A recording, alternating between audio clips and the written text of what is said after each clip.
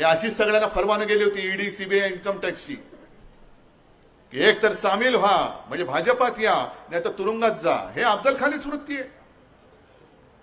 अगदी महाराजांचे सगळे सोयरे सुद्धा, नातेवाईक सुद्धा, बघा त्याच्यात आणि आत्ताच्या काळात काय फरक दिसतोय का तुम्हाला? महाराजांचे नातेवाईक सुद्धा अफजल खानाला जाऊन मिळाले होते. आणि मग अशाच एका दिवशी कान्होजी जेधे नाईक छत्रपती शिवाजी महाराजांकडे आले, त्यांच्या 5 मुलांना घेऊन आले आणि त्यांनी महाराजांना सांगितलं, महाराज अफजल खानाचा निरोप आलेला आहे की मुला बाळासह येऊन सामील हो, तुला खासदार करेन, आमदार करेन, मंत्री करेन. म्हणजे तेव्हाचं जे काय असतं ना, सरदार करेन, अमुक करेन, तमुक होईन करेन, आणि नाही केलास तर मुला बाळासह कापला जाशील. मग महाराज म्हणाले की मग वाट कसली बघताय? समोर मृत्यू दिसतोय तर जा आणि खानाला सामील व्हा, घ्या तिकडे वतनदारी. आणि कान्होजी जेधे जे चिडले, त्यांनी बाजूला एक तांब्या होता, त्या तांब्यातलं पाणी घेतलं, हातावर घेतलं आणि महाराजांच्या चरणी वाहिलं असं की महाराज हे वाहिलं वतन मी तुमच्या चरणी, ही माझी 5 मुलं तुमच्या चरणी मी वाहून टाकली. मेलो तरी चालेल पण भगव्याला डाग लागेल असं माझ्या हातनं काही होणार नाही. मग तीच जर का परिस्थिती आज पुन्हा आली असेल की भाजपात या, मिंदेकडे जा, नाही तर तुरुंगात जा. अरे तुरुंगात टाकताय ते संजय राऊत तुरुंगाचे काय ते गज होते ते तोडून बाहेर आलेत. म्हणजे तुरुंग फोडून नाही बाहेर आले, ते ईडीवाले बोलले की अरे माफ करा बाबा, आम्हाला हे आला बाहेर सोडा म्हणे, याला हे आम्हालाच खाऊन टाकेला. याला म्हणतात निष्ठा. शेवटी इतिहासामध्ये आपली नोंद काय म्हणून व्हायची? एक 15 दिवसापूर्वी मी धाराशिवला गेलो होतो, त्या ओमराजे निंबाळकर तिथल्या खासदारांनी अप्रतिम एक उदाहरण दिलं. ओमराजेंनी सांगितलं की आज देखील खंडोजी खोपडे, सूर्याजी पिसाळ, आनाजी पंत म्हटल्यानंतर त्यांना आपण काय म्हणतो?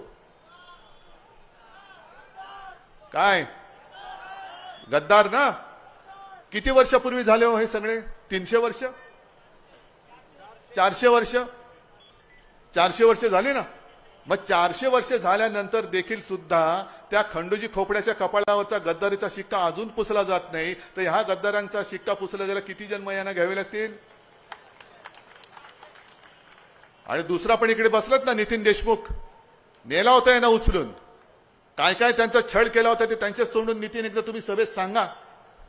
कशी इंजेक्शन दिली होती, कशी, म्हणजे जोर जबरदस्तीने घेऊन गेले होते. पण त्यांनी सांगितलं मला मारलं तरी चालेल, नाही तर मी तुम्हाला मारेन, पण मला नेऊन सोडा, मी तुमच्याबरोबर येत नाही. मारेन नाहीतर मरेन. कशासाठी जगायचं? म्हणून शिवसेना प्रमुख जे सांगायचे की अरे 100 दिवस शेळी होऊन जगण्यापेक्षा एकच दिवस वाघाचं जीणं जगा, एकच दिवस. आणि मला खात्री आहे की हा महाराष्ट्राचा जो वाघ आहे, म्हणजे तुम्ही त्या वाघाच्या एका डरकाळीनी, या आता संजय राऊत तुम्ही सांगितलं ना, त्या दाऊदच्या बाजूला जन्माला आलेल्या शेळ्या त्या शेपूट हलवत परत गेल्याशिवाय राहणार नाही. संताप कुठे होतोय? का लढतोय उद्धव ठाकरे?